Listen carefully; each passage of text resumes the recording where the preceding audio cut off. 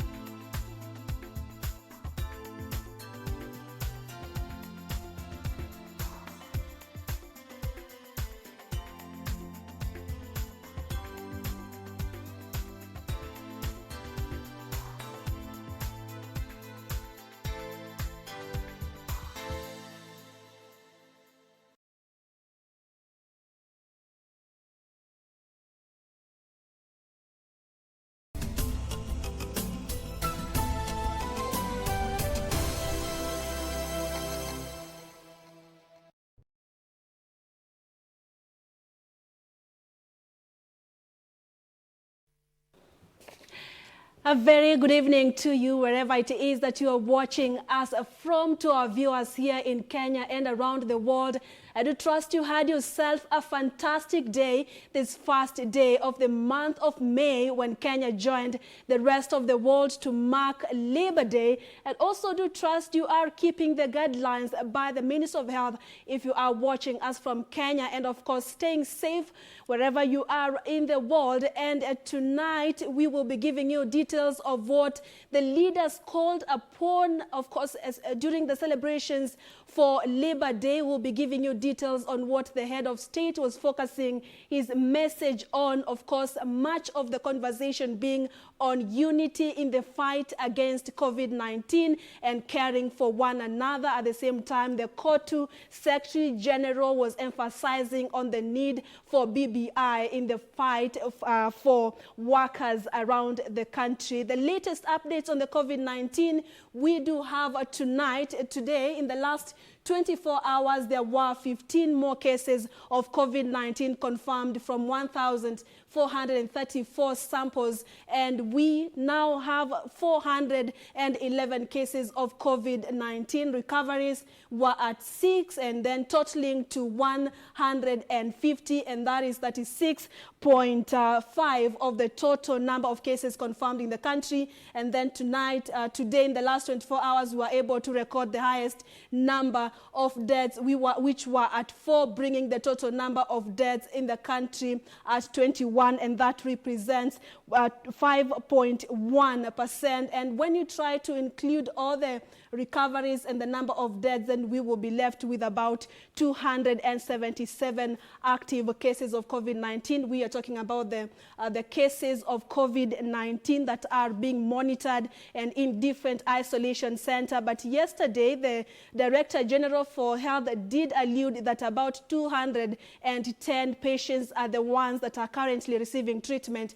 in different hospitals, and about 208 were in stable condition, while 2 were on ventilation support. All right, Nairobi and Mombasa counties are now the major concern for the government. Nairobi currently having over 248 cases of COVID-19, and Mombasa, from the 15 cases that were confirmed today, 11 came from Mombasa County. Therefore, Mombasa has a total of 124 cases. And when you look at Nairobi County, the areas that have been identified as hotspots in the county, the leading county area rather is Kawangware, which has a total of 13 cases. It's followed closely by Eastleigh. Eastleigh has 11 cases. Then we have South Sea, which has 7 cases. We have areas like Kilimani, which has 6 cases. Parklands has 5 cases. Pipeline has 6 cases. Kileleshwa 5, Dandora 5, City Park, Manji Court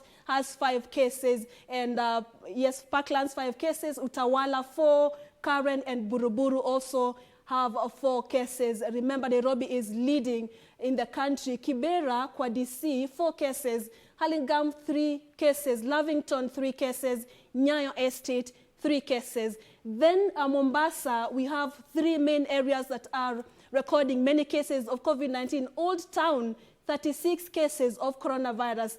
Bamburi, 11 cases of coronavirus. Likoni, 8 cases. And today, during the briefing, the CS did say that they might consider safer measures in Mombasa County. And of course, for the distribution of the cases, today we were able to see that the first case in Kawangware, which is case number 189, was directly responsible for 6 cases of COVID-19. And now we have 411 cases. And the CS said that case 245, 244, 246, 258, 269 and 270 were direct contacts of case number 1 in Kawangware. And of course, these ones also had their own contacts, totaling 213 cases that we have in this in the area or Nairobi's Kawangware area. The same case with Kilifi County. He said Kilifi, the first case,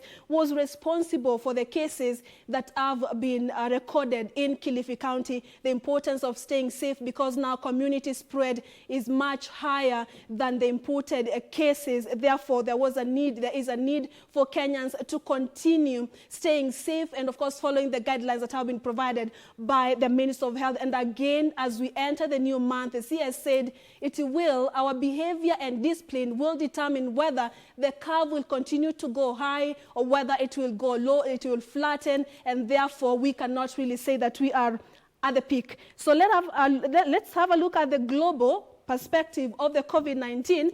And of course, the first case being reported in Wuhan city of China back in November 2019. Right now, the global tally is at 3.3 million cases of COVID-19.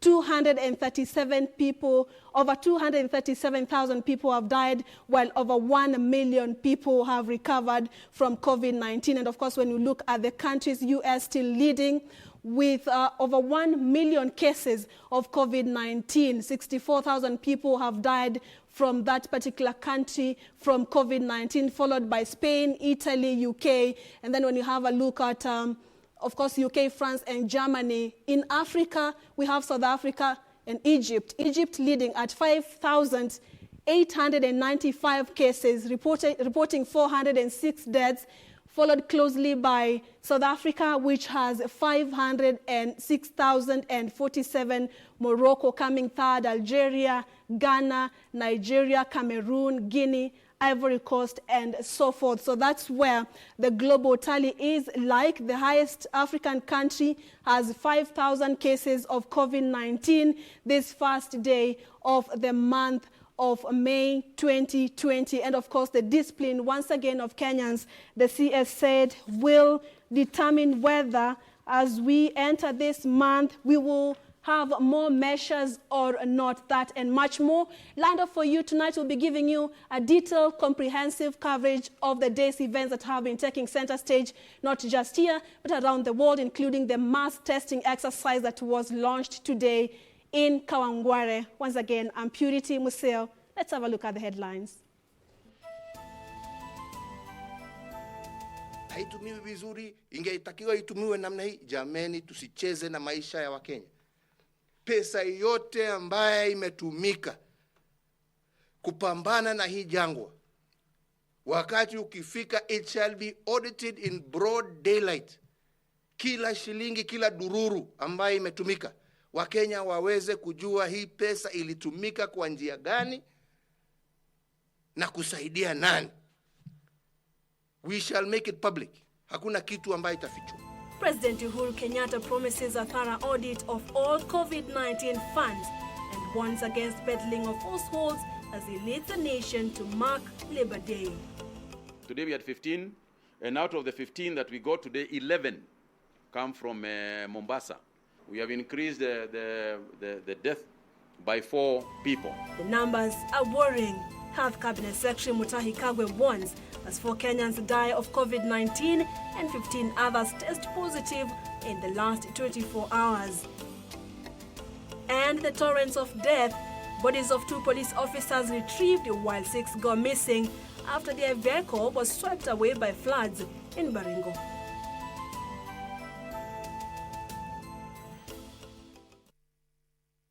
A very warm welcome to the broadcast. Lensa, Lucy Maura, I beg your pardon, is our sign language interpreter tonight.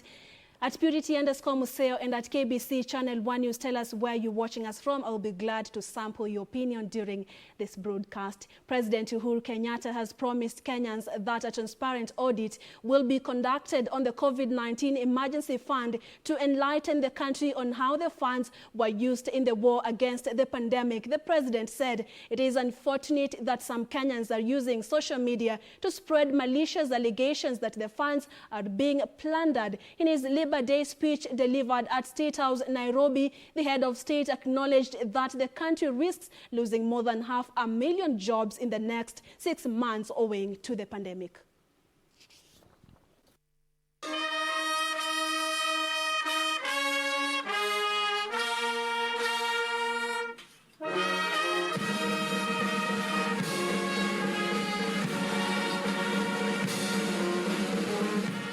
The president has moved to allay fears that the government may have misappropriated the COVID-19 emergency fund. Speaking during this year's Labor Day celebrations at State House, Nairobi, President Kenyatta said an audit will be done to establish how the resources were put into use. Tusitumie hii vita ya corona kama ni wakati wetu wa kupiga siasa duni. Unasikia huko mwingine akisema pesa ya corona haitumiwi vizuri, ingeitakiwa itumiwe namna hii. Jameni, tusicheze na maisha ya Wakenya.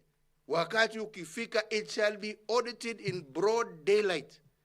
Kila shilingi, kila dururu ambaye imetumika, Wakenya waweze kujua hii pesa ilitumika kwa njia gani na kusaidia nani. The head of state urging Kenyans to focus on helping the government win the war on COVID-19 instead of using social media to peddle petty politics. Think before you start talking nonsense on this social media of yours. We must protect our economy. We must look into the future. We must look at what we are going to do when we survive. This is not the time for us to be petty. This is not the time for us as Kenyans to be cheap. This is the time for us to come together. This is the time for us to work together. President Kenyatta ruled out a further lowering of taxes, though he promised that the government will do more to ensure Kenyans are cushioned against the effects of COVID-19 pandemic. We appeal to you that as you continue to protect us from this pandemic, consider extending your offer to workers for tax exemptions from those who are earning 24,000 shillings up to 100,000 Kenya shillings. Tutajaribu kulingana na uwezo, lakini pia taifa haiwezi kujengwa bila kodi. lakini tutaendelea kuona ni kwa njia gani tutaweza kusaidia. The head of state using the Labor Day celebrations to warn economic opportunists against using the pandemic to maliciously cut salaries. President Kenyatta, however, warned that Kenyans risk losing more jobs due to the coronavirus pandemic. It was one of the shortest Labor Day celebrations ever witnessed in Kenya. This is due to the ongoing coronavirus pandemic. President Uhuru Kenyatta urging Kenyans to pull together and ensure that the country is able to combat the spread of this deadly disease. For Channel 1 News, I am Edward Kabasa. And the National Assembly Health Committee Chairperson Sabina Chege has admitted anomalies in the budget that was provided to Parliament by the Minister of Health as part of World Bank funds to fight the coronavirus pandemic. Sabina says she or her committee will be seeking further clarification from the Minister on Monday of how the 1 billion shillings was utilized. The move coming even as the Cabinet Secretary Mutahi Kagwe downplayed misappropriation of the funds. The National Assembly Health Committee will on Monday interrogate the Ministry of Health to expound on how the COVID-19 funds from the World Bank was used. The money for World Bank and the usage of the money. We received a report the day before yesterday in the evening, and we had asked the ministry to actually give us a tabulation on what has been used, or what is in their budget, what they are budgeting for. We received that tabulation from World Bank, which was quite shocking for all of us.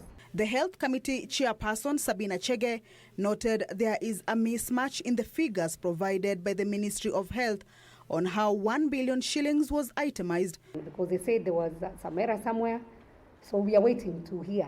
And I know Kenyans are waiting. I'll only ask for patience. Let us not judge before we actually know, but any person who will misuse what has been put aside, whether by donors or by government, for this good cause, I think they will have to carry their own cross. The Murang'a women representative who visited patients at the Mbagathi Hospital Infectious Disease Unit urged Kenyans to avoid stigmatizing discharged COVID-19 patients, but embrace them for going through a difficult moment in their lives.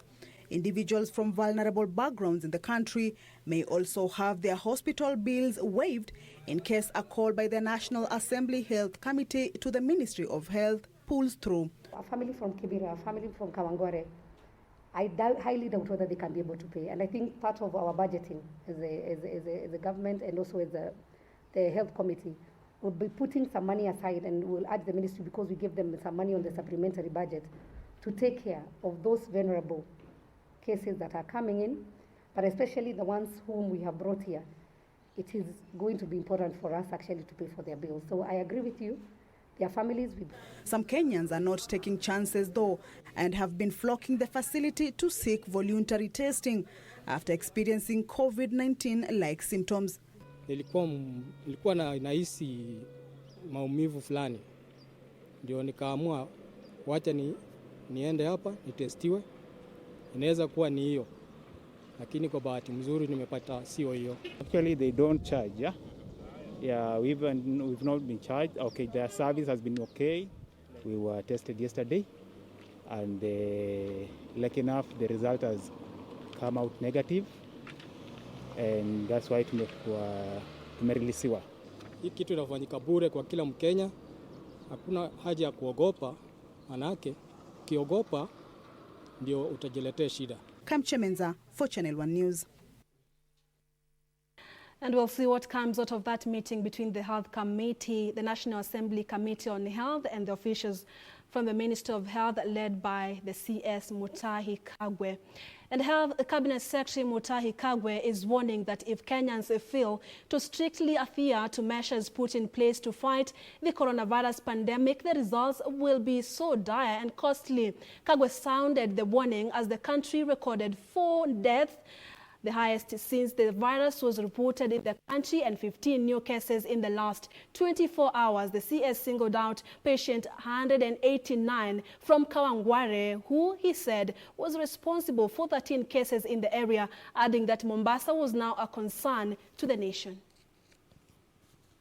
Health Cabinet Secretary Mutahi Kagwe is warning Kenyans that the coronavirus pandemic could easily wipe out a chunk of population if they ignore the stipulated guidelines. To drive his point, Kagwe singled out case 189 in Kawangware that has been attributed to 13 cases reported in the vicinity, with patient 14 from Kilifi being the source of 7 cases. He said in the last 24 hours, more Kenyans tested positive for the virus, bringing the total number to 411, and 4 new deaths were recorded, taking the toll to 21 for people who have succumbed to COVID-19. According to the CS, 64% of all reported cases in the country are community spread and only 36% imported. We have got 411 confirmed cases.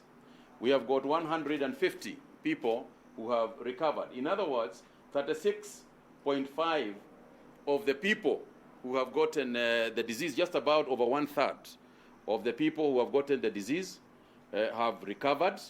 And remember, the global fatality rate is 7%, and you can see ours is slightly lower at 5.1%. Of the 15 new cases, 11 are from Mombasa, with the government set to impose tougher measures within the county to avert further spread of the virus. Kagwe also noted that Wajir, which was very close to Somalia, will also be up for steeper measures to ensure that cases from the neighboring country do not filter into Kenya. The area around Somalia is a worrying case, and that's why we have isolated Mandela, just to save them from that. And we have isolated from the borders here, so that we can contain the situation in Mandela. So far, 14 counties out of the 47 in Kenya have confirmed positive cases, with Nairobi and Mombasa taking the lion's share, being 91% of all confirmed cases. Kawangware is leading with 13 cases, Eastleigh 11, South Sea 7, Kilimani 6, Pipeline 6, Dandora 5, Kileleshwa 5, City Park Manjikot 5, Parklands 5, Utawala 4, Karen 4, Buruburu 4, Kibera kwa DC 4, Hurlingham 3, Lavington 3, and Nyayo Estate 3. While in Mombasa, areas affected include Old Town, which has 36 cases, Bamburi 11, and Likoni 8 cases. The figures in Mvita are really growing, and it is imperative that persons living in the Mvita area, what all these figures tell you is that they are a call for action. If you live in Kawangware, you know now that there is a center in Kawangware, and the disease is spreading in Kawangware. You know that if you live there. Meanwhile, truck drivers will have to be retested every 14 days if they are to remain in operation. Purity Museo, Channel 1 News, Nairobi.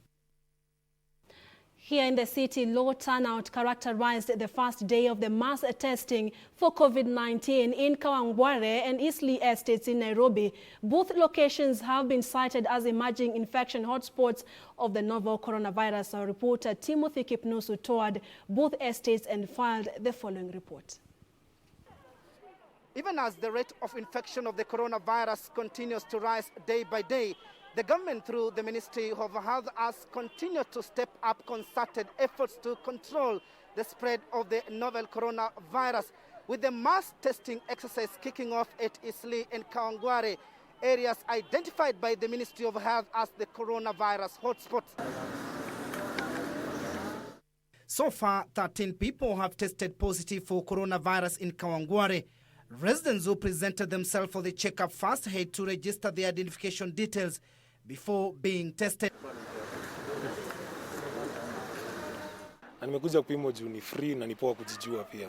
Tumeletwa mtaa, so tunafaa tu at least to appreciate na tutake chance because ya mtaa yetu. Unajua kusekiwa mtaa yetu na hii mambo ya corona and stuff. At least wangekuja kwanza watuelimisha, watuambie hii kitu ya mambo na corona kwanza, at least mtu ajue mbona anapima juu sai mtu anaogopa kuja hapa kupima. Hapa watu wameamua kujitolea kukuja kupimwa, na ukiangalia katika umati nyuma yangu au kando yangu, watu wote wameamua kukuja ili wajue hali yao, sababu tunataka tusuie corona. By 2:30 p.m., 54 people had been examined, while the daily target is 500. It holds the same script in Eastleigh, where 11 cases of COVID-19 have been reported. At 4 p.m., 100 residents had been tested. The coordinator of Rapid Response Team in Eastleigh, Abbas Godana, said going forward they hope to reach 300 people in the area daily. These are some of the hot spots in Nairobi. So these are the areas we are targeting to see whether we can get those who are positive so that we isolate in an effort to break the chain of transmission.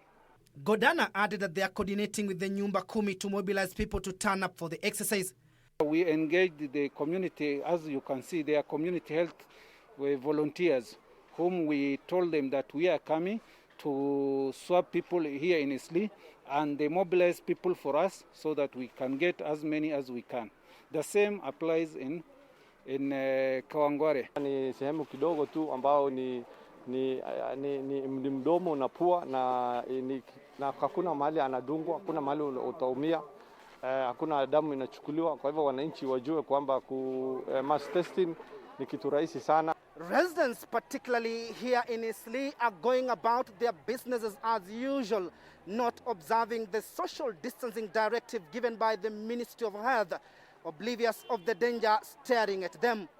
The mass screening will continue daily between 9 a.m. to 6 p.m. and will also involve door-to-door testing. Reporting for Channel 1 News, I'm Timothy Kipnusu. That report by Timothy Kipnusu takes us to our first breather, but not before I have a look at your feedback. Kuzi Watushi, you're watching Channel 1 News Weekend. Harrington Jenga, you also watching from Kakamega County. And then Junior Boy watching you from Vihiga County. Just keeping safe. Together we shall overcome COVID-19. Indeed, we shall overcome COVID-19.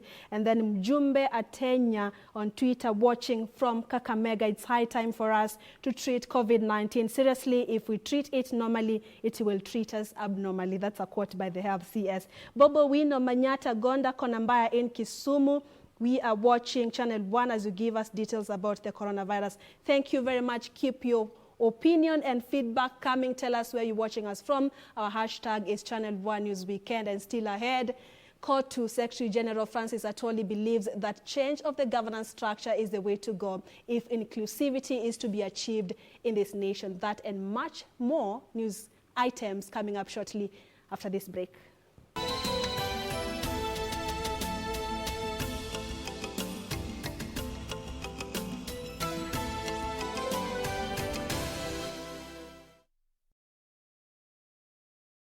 Virusi vya korona vinazidi kuenea haraka kote ulimwenguni, na kwa sasa hakuna dawa au chanjo ya kuzuia. Husambaa wakati vijitone kutoka kwa mtu aliyeambukizwa vinaporuka akiongea, kukohoa au kupiga chafya. Vijitone hivi hutua kwenye sehemu ambazo mikono hushika na huwezi kuviona, lakini hata kama huvioni haimaanishi kuwa hakuna, na unaweza kuambukizwa unapogusa uso wako, pua, mdomo au macho. Ili kusaidia kuzuia kuenea kwa virusi hivi, sote tunahitajika kufanya mambo matano.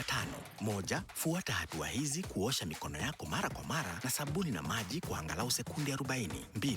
Funika mdomo wako na kiwiko wakati wote unapokohoa au kupiga chafya. 3. Usishike uso wako. 4. Epuka sehemu zenye watu wengi. Weka umbali salama baina yako na wenzako. 5. Kaa nyumbani ukiweza, hasa ikiwa una dalili zozote za ugonjwa. Kwa maelezo zaidi tembelea www.who.int. Is this just fantasy? God! Caught in a landslide.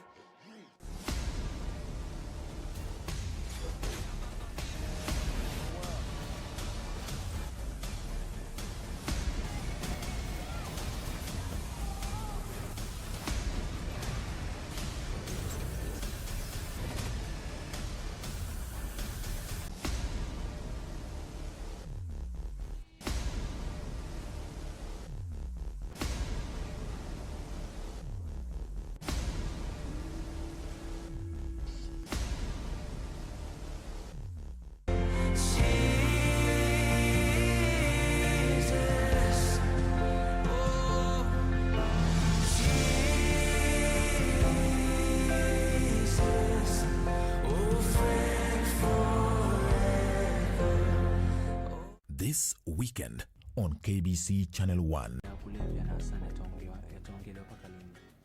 Misa zote basi mimi madawa na mimi.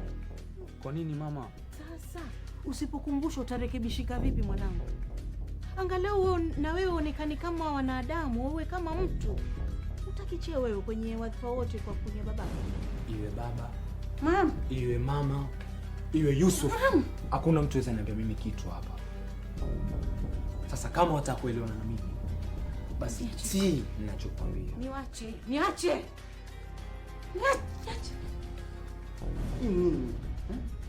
Hii picha gani ambayo katika familia?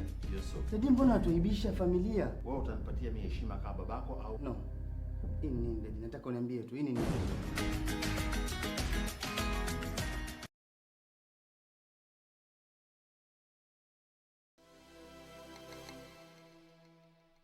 You're watching Channel 1 News Weekend. Welcome back. KOTU Secretary General Francis Atwoli has hit out at politicians opposing the Building Bridges Initiative report, saying time has come for the country to consider favorable amendments to our constitution. Atwoli said KOTU has submitted its memoranda to the BBI team proposing the need for change of governance structure that will be inclusive to represent the face of Kenya. In a Labour Day address at State House, Nairobi, Atwoli, while drumming support for the Building Bridges initiative, said reviewing the constitution, especially areas of governance, will foster unity among Kenyans. And we are proposing a change in our governance structure where we have a president, a vice president, a prime minister with 2 deputy prime ministers and cabinet ministers to be appointed among the elected members of parliament. Atwoli said it is only through a unified nation that the country can realize meaningful development. The KOTU boss went on to hit out at politicians opposing the BBI report, saying the initiative will also create a peaceful environment for workers who are always affected during the poll chaos. When problems occur, Your Excellency, the first recipient of these problems are workers with their children, women, and those who live in urban centers. And that is why we as KOTU, that is why I as Atwoli, I am committed, Your Excellency, to support you on this initiative of building bridges. According to Atwoli, the proposal for cabinet ministers to be appointed among the members of parliament will give a chance for ministers to answer questions and defend policies as opposed to current state of affairs. Mimi nataka tumalize hii, nirudi na fimbo yangu ya Wamasai walinipatia, nianze kwenda kwa mambo yetu ya BBI. Hii pandemic ikwishe, tubadilishe katiba. Na mtu asikuambie, Your Excellency, because this is a big house we are creating for everybody. Na wewe pia ukiwa ndani. Thank you. Ben Chumba, reporting for Channel 1 News. And Kenya marked a Labour Day like no other as workers kept away from traditional social gatherings. Entrepreneurs bore the brunt of virtually empty Uhuru Park grounds. A few workers who turned up at the grounds could only recollect the pomp that characterized the previous Labour Day celebrations at the ground and wallow in the havoc of COVID-19 pandemic. Uhuru Park, Nairobi County. The traditionally favorite venue for the national celebrations of Labour Day. Labourers would have splendidly marched here to celebrate the day and hopeful of a message that could wipe their sweat.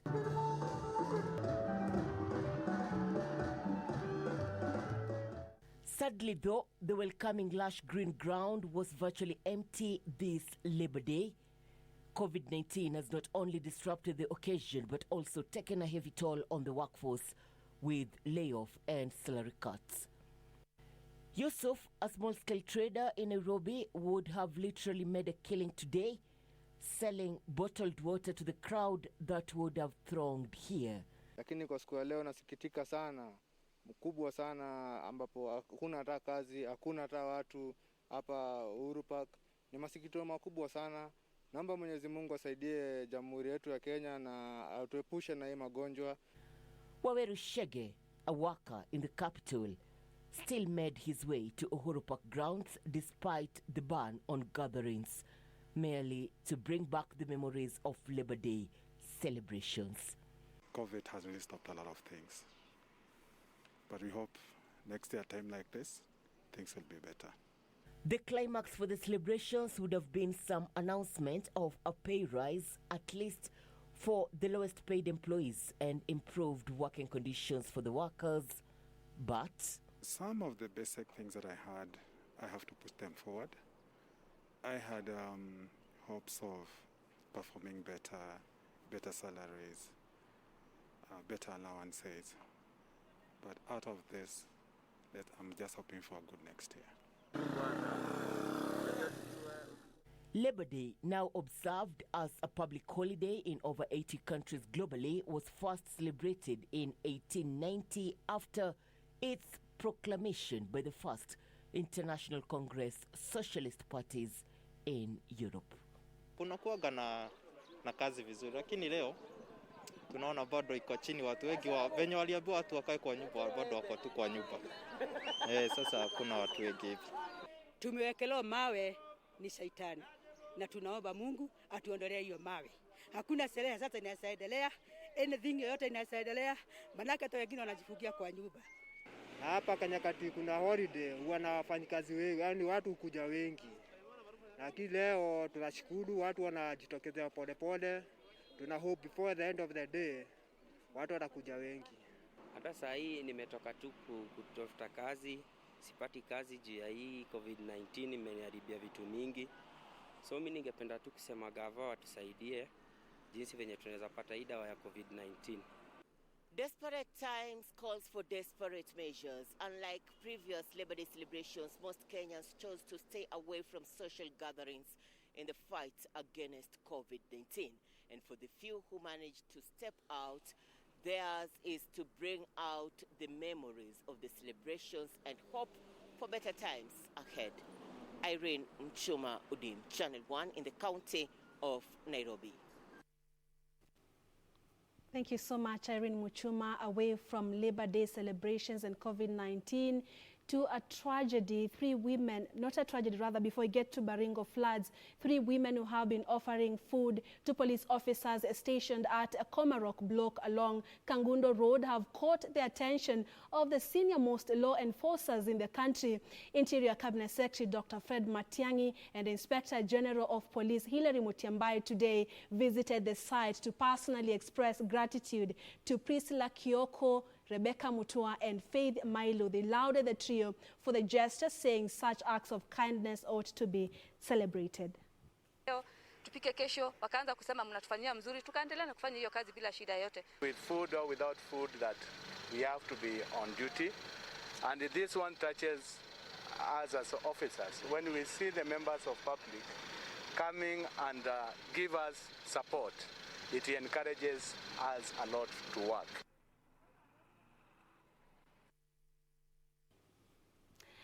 Now to some bad news from Baringo County. 4 police officers have been confirmed dead and 3 others are still missing after a vehicle they were traveling in plunged into a river at the county. 4 officers managed to swim to safety. The government has deployed 3 choppers to help in the search and rescue mission.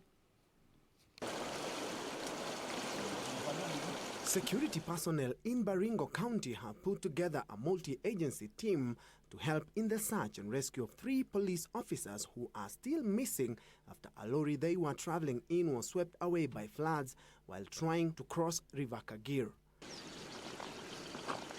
Rift Valley Regional Police Commander Marcus Ochola is leading the team searching the trio attached to the anti-stock theft unit. So far what we can say is that we've rescued 5 that are in good shape. They are in the hospital. We have also recovered 3 more bodies, and as I speak with you right now, I've been told there's another body that has been sighted somewhere. We've sent a vehicle and several officers to go and confirm whether that is one of the bodies we are looking for. Hii barabara ya kuelekea Simons Way needs to be improved. Kiangalia ni barabara ambaye ingesaidia maneno ya security, pia ingesaidia wakazi wa hapa katika hali zao za kila mara.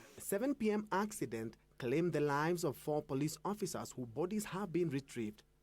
4 officers had a lucky escape after they swam to safety.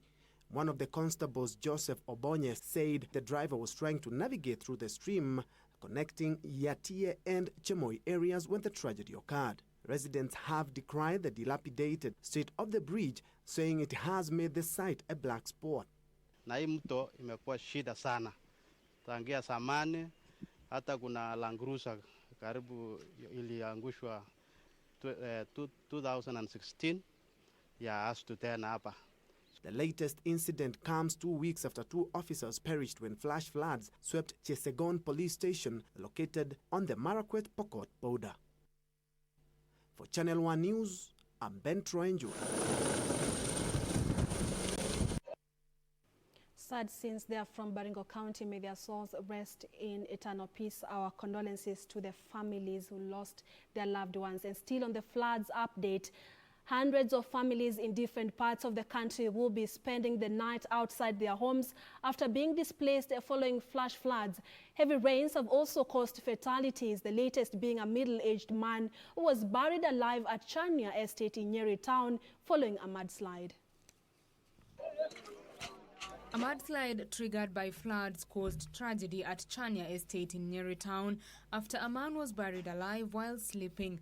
The incident occurred at 2 a.m. amid heavy rains, making rescue efforts impossible. Locals had to wait until daybreak to begin retrieving the body. Irate residents later carried the corpse and marched to the Nyeri Referral Hospital mortuary, approximately 2 kilometers away, while yelling anti-government slogans. Sisi ambaye tumemtoa hapo hivyo, tumemleta hadi hapa. Juu hakuna serikali kitu imetusaidia.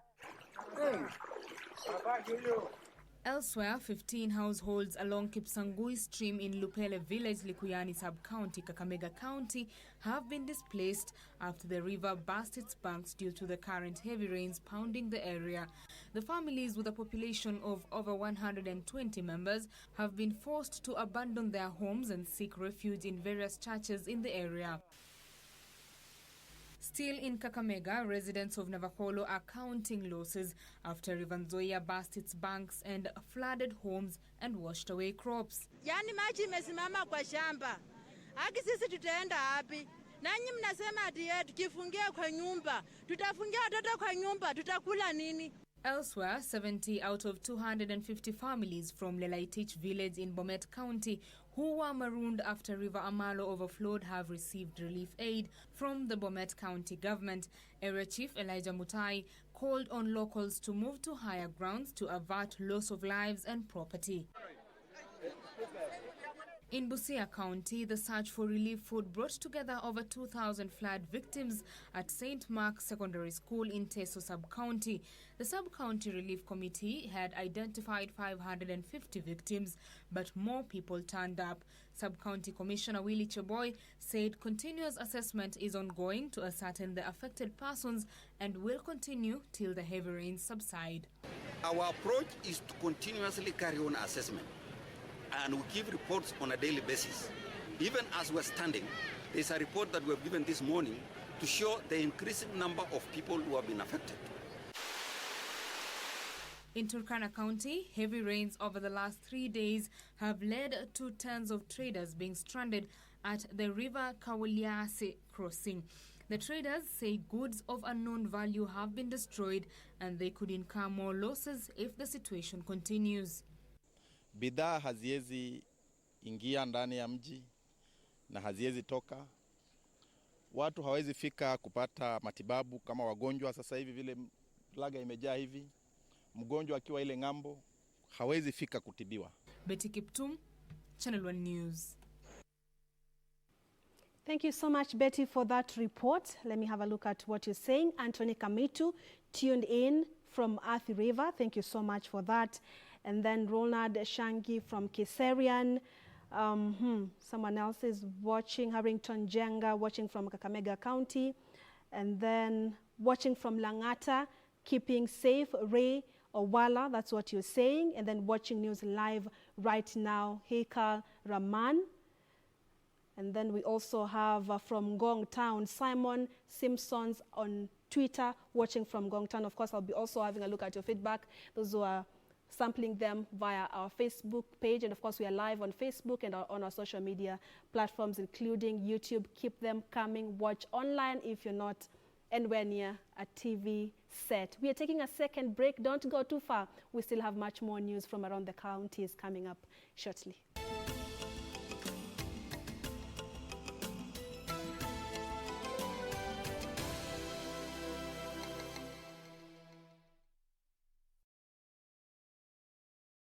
Choose to read their Bible daily, they become wiser and they become stronger than the people who don't read their Bibles. So when you choose hard, difficult things, you become a natural leader. He brings us to church to introduce to us another higher level of relationship that is called a faith relationship.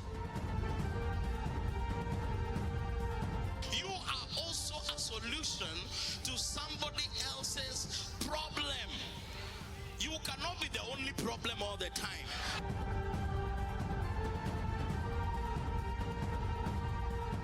Join Pastor Jimmy Masharia on the Master's Touch this Sunday from 8 a.m.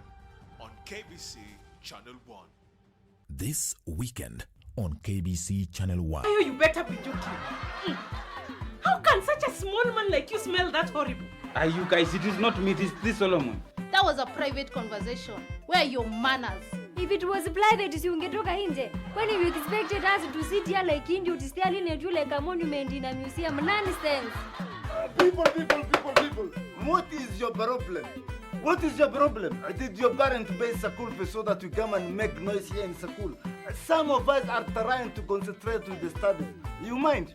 I am perfectly fine, Dawa, unless you have some hidden agenda. My agenda is to ondoe hiyo mnuko kabisa huko. Classmates, every Saturday on KBC.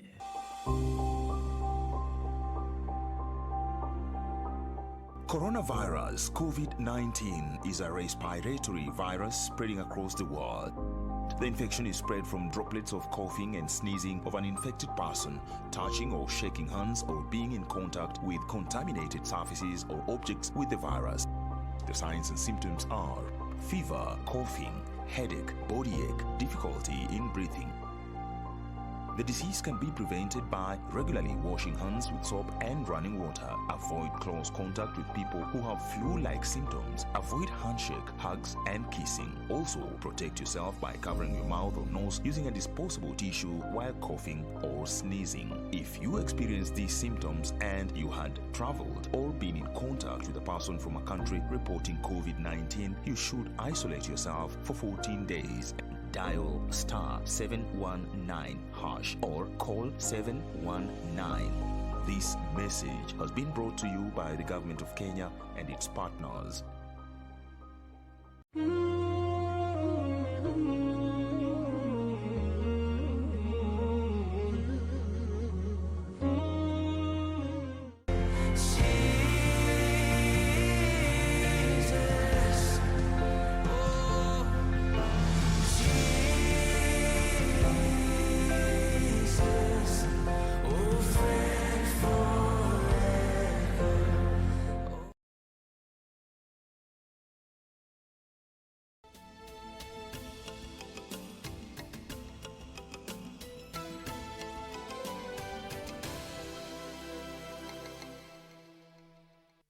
And welcome back. The youthful stage in life comes with its social challenges. Youth are associated with partying and restless lifestyle that sometimes is hard to tame. And with the COVID-19 pandemic here with us, the youngsters' lifestyle has even become more complicated. With learning institutions closed and social events cancelled, many teens are missing out on some of the biggest moments of their lives. Tonight on Coronavirus Fact Sheet, we tell you how to take care of one's adolescent's health during this pandemic.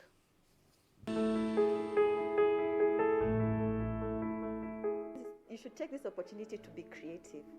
You should be able to use the virtual space, use your WhatsApp groups, blog about your experiences, learn new skills. This is a time to learn maybe carpentry or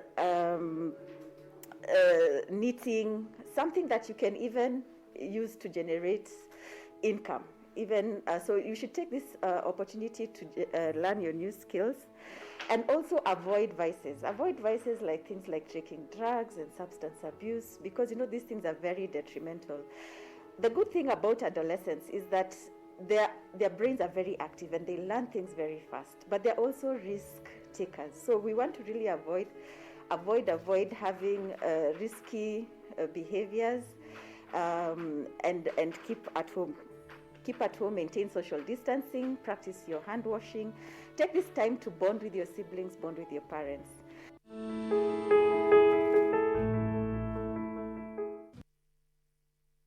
From the counties, the public outcry has forced authorities in Busia to release 2 women and an infant from forced quarantine at Kisoko Girls High School in Nambale sub-county of Busia County. The 2 were released unconditionally after the public condemned the inhumane condition they were subjected to. Confirming the release of the 2, Nambale OCPD Walter Bonga said the arrest was made after the lady disobeyed the government's directive on self-isolation. Huyu mama aliletewa mtoto baadaye, mtoto ambaye ni mdogo. Huyo mwingine ako na blood pressure. So the committee walionelea ni heri hawa wapewe bond ili waende kwao, wakae kwao nyumbani. Elsewhere, Water and Sanitation Principal Secretary Joseph Irungu has assured residents in the informal settlements that soon they will have access to running water. Irungu reiterated the government's commitment to ensure provisions of quality water as well as ensure coordination and regulation of water supply to help fight the coronavirus pandemic. The project we have, which is the phase 1 of it, is to inject some 8,000 cubic meters of water per day to the informal settlements. We are going to do that by sinking 51 boreholes and equipping them with the equivalent number of water tanks. Meanwhile, the government has flagged off Kumesha Corona Initiative program to sensitize and educate the public on COVID-19 pandemic. Government spokesman Cyrus Oguna says the program will be rolled out into 7 more counties to inform Kenyans on safety measures in the fight against coronavirus. Aimed at ensuring that the community is incorporated into that war, and they can only effectively participate in that war when they have information. In Nairobi, nurses have issued a 21-day strike starting Monday, 4th May 2020, to protest insufficient provision of personal protective equipment and risk allowance in the fight against coronavirus pandemic. Kenya National Nurses Union Secretary General Seth Panyako says they are forced to work with 1 face mask for over 16 hours, which is against the recommended 5 hours in a high-risk medical environment. Others are given 1 mask, they are told for 3 days. Others are given 1 mask, they are told for 1 month. So there's no standard that is happening in this country. In Kitengela, Kajiado County, Kipeto Wind Energy Company has donated 10 fumigation pumps to the county government as a boost in the fight against COVID-19 pandemic. Kajiado County Health CEC Esther Somoire said the health department will not take chances on curbing the spread of the virus. We will distribute them equally in the 5 sub-counties to support the markets, to support the roadblocks and the border points in our effort to prevent the spread of the coronavirus. Suleiman Yeri, Channel 1 News.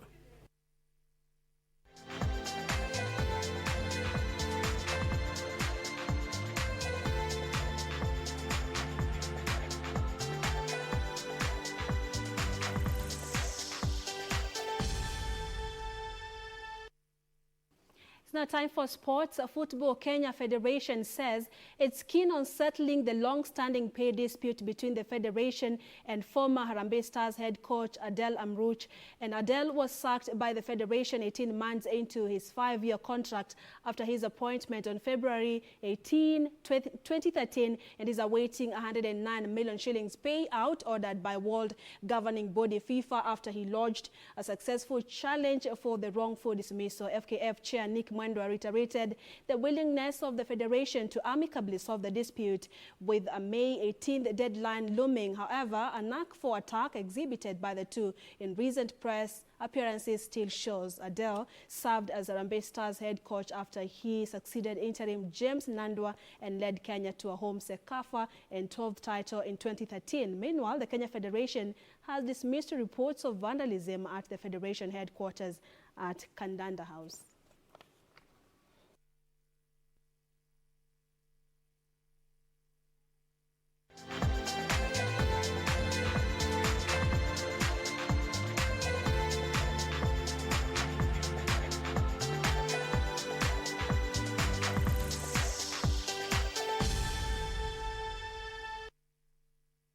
And that brings us to the end of Channel 1 News Weekend this Friday. It's been a great time having to interact with you, of course, on our social media platform. Let me quickly go through your feedback. If Helen will allow me, Jackson Wambugu is watching. Let me quickly actually look at Facebook because I've not looked at your Facebook feedback. And right, Side Peter watching from Malaba. And the government should, you're saying government should remember Mama Mboga. Ruben Mbidi watching from Machakos County, watching from Tena Estate, Justus Maithia, that's what you're saying. And Joshua Monguru, you're also watching Channel 1 News Weekend. And there's one person who was saying that he was watching from UK. I don't know whether it's UK, Ukambani, or United Kingdom. But Eric Mas One, you're saying you're watching from UK. Of course, there is a lot of feedback I'll not be able to go through if I just have a look at a few. Anthony Kamitu, you also tuned in from Athi River. Thank you so much for your company, for tuning in. And just a quick reminder on what you're supposed to do during this time. Remember, on Saturday last week, the head of state extended the curfew to another 21 days. Therefore, it's a dusk to dawn curfew. And what you're supposed to do, simply wash your hands regularly, sanitize, keep the social distancing 1 meter, use your mask. I'm sure by now you're used to it. And then we'll see what happens by this month. Once again, it's a great pleasure having you tune in to Channel 1 News Weekend this first day of the new month of May. I'm Purity Museo, and Lucy Mora has been our sign language interpreter this night. Have yourself a lovely night. God bless. Stay safe.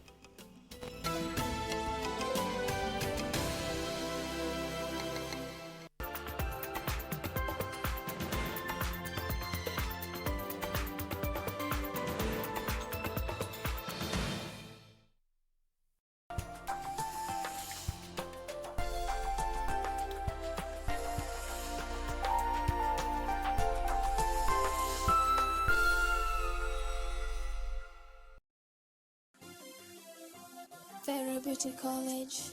Vera Beauty and Fashion College, with branches in Nairobi, Eldoret, Thika, and Meru.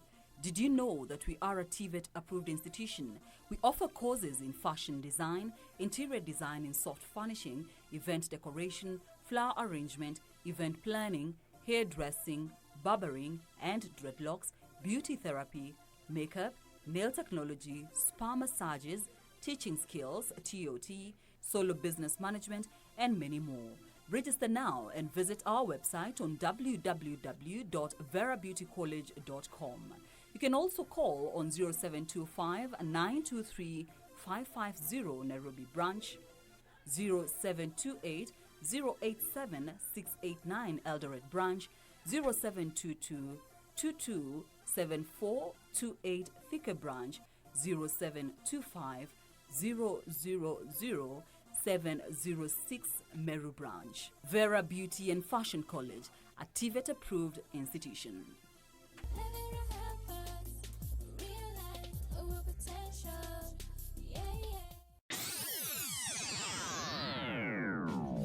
This weekend on KBC Channel 1. You better be joking. How can such a small man like you smell that horrible? You guys, it is not me, this Solomon. That was a private conversation. Where are your manners? If it was private, si ungetoka nje. When you expected us to sit here like India to stay like a monument in a museum? Nonsense. People. What is your problem? What is your problem? Did your parents pay school fee so that you come and make noise here in school? Some of us are trying to concentrate with the studies. You mind? I am perfectly fine, Dada, unless you have some hidden agenda. My agenda is to ondoe hiyo mnuko kabisa huko. Classmates, every Saturday